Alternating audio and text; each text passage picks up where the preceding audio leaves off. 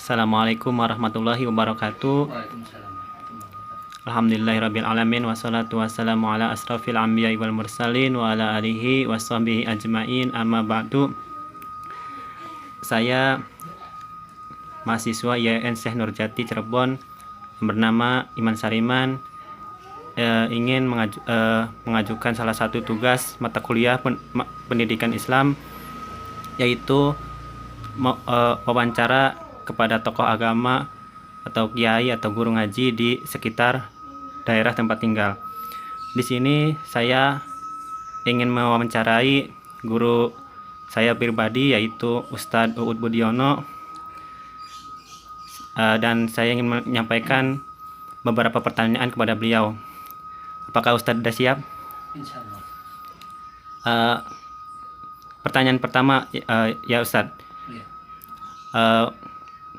Menurut Ustadz, bagaimana urgensi materi pendidikan Islam? Langsung jawab. Nah, alhamdulillah. Bismillahirrahmanirrahim. Assalamualaikum warahmatullahi wabarakatuh. Waalaikumsalam warahmatullahi wabarakatuh. Mengenai ditanya urgensi pendidikan Islam. Pendidikan Islam itu sangat penting sekali, atau sangat urgen, sangat penting sekali dalam kehidupan kita. Karena apa? Karena alhamdulillah kita ditunjukkan oleh Allah Subhanahu wa taala ke agama Islam. Maka otomatis pendidikan Islam itu sangat penting bagi kita, demi supaya kehidupan kita lebih bagus dan lebih selaras dengan yang diajarkan oleh Rasulullah SAW. Karena apabila kaum muslimin muslimat pemeluk agama Islam ini mengerti dan paham mengenai pendidikan Islam, maka insya Allah dalam kehidupannya kaum muslimin muslimat yang berpendidikan Islam dan yang mengerti mengenai keislaman tersebut akan mengalami kehidupan atau mengalami kehidupannya dengan insya Allah mendapatkan keriduan dari Allah Subhanahu wa taala. Gitu. Jadi sangat penting, sangat urgen pendidikan Islam tersebut. Baik, untuk pertanyaan kedua, kira-kira cakupan materi pendidikan Islam itu yang seperti apa, Ustaz? Kalau ditanya mengenai cakupan pendidikan Islam itu meliputi berbagai macam aspek kehidupan, dari segala macam aspek kehidupan, baik secara ekonomi, sosial, politik, budaya ataupun kemasyarakatan. Itu meliputi pendidikan Islam, itu mencakup semua. Sebagaimana yang dicontohkan oleh Rasulullah SAW. Rasulullah SAW selalu mengajarkan pendidikan Islam dalam berbagai macam aspek.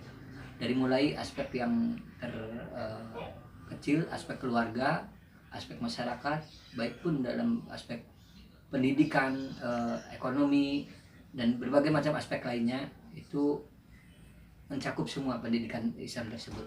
Karena memang dalam ajaran Islam setiap aspek kehidupan tersebut ada norma-normanya dan ada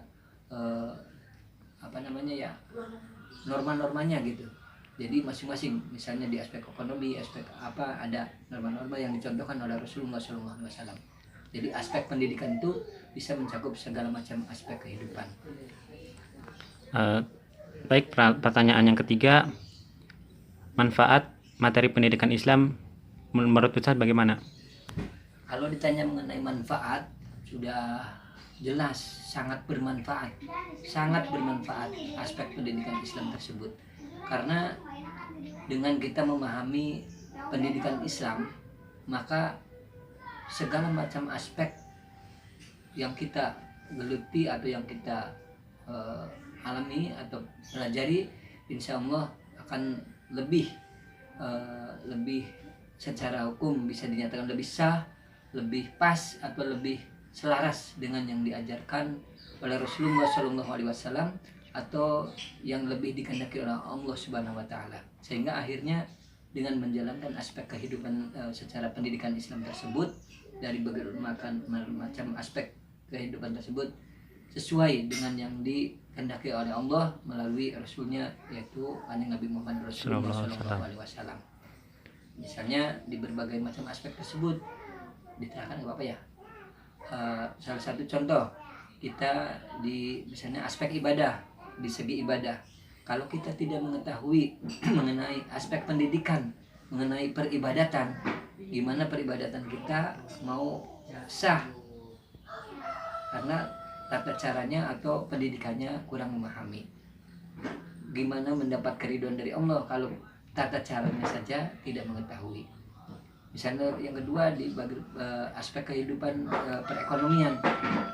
perekonomian atau perdagangan, kita kalau mengetahui aspek pendidikannya, apalagi yang dicontohkan oleh Rasulullah SAW, maka insya Allah kita akan memetik hasilnya atau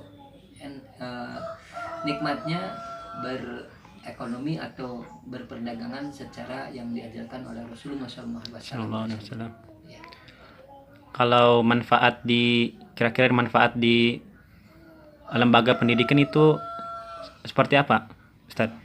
Maksudnya? Manfaat materi pendidikan Islam di lembaga pendidikan.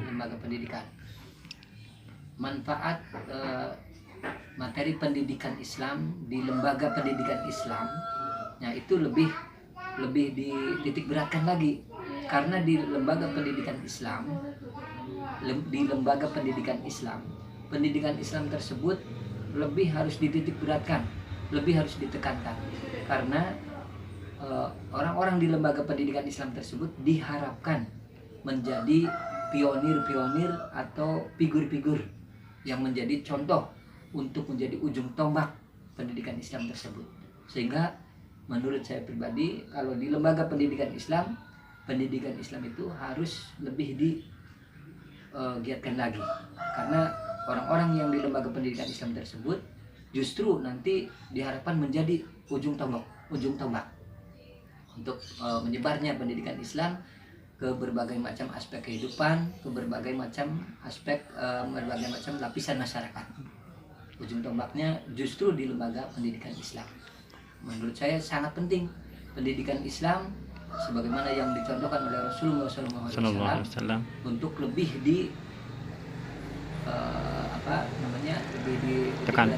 lebih ditekankan lagi, apalagi misalnya di pendidikan Islam tingkat tinggi seperti IAIN, lebih dititik beratkan lagi. Begitu. Saya ingin bertanya satu lagi tentang sekarang kan anak muda banyak melupakan pendidikan Islam. Nah, solusinya gimana, Ustadz?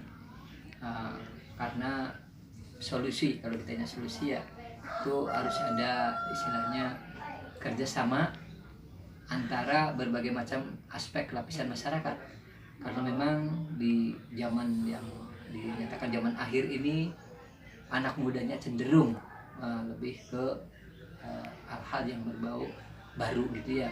Makanya aspek pendidikan Islam harus lebih digiatkan lagi atau digencarkan lagi dengan tak bosan-bosan untuk mengajak kaum muda ke arah pelajaran Islam atau pendidikan Islam, supaya tetap walaupun zaman berganti-ganti tapi tetap pendidikan Islam harus lebih gencar diajarkan ke anak-anak kaum muda khususnya di zaman sekarang ini. Yaitu harus ada kerjasama antara orang tua, masyarakat, dan sekaligus terutama orang-orang yang bergerak di bidang pendidikan. Jadi nanti ada kesinambungan kerjasamanya.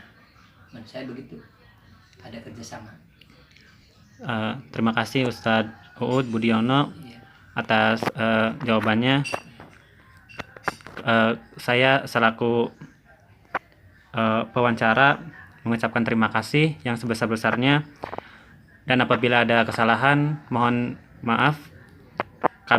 Saya tutup wawancara ini dengan mengucapkan alhamdulillahirabbil alamin. Terima kasih. Assalamualaikum warahmatullahi wabarakatuh. Waalaikumsalam.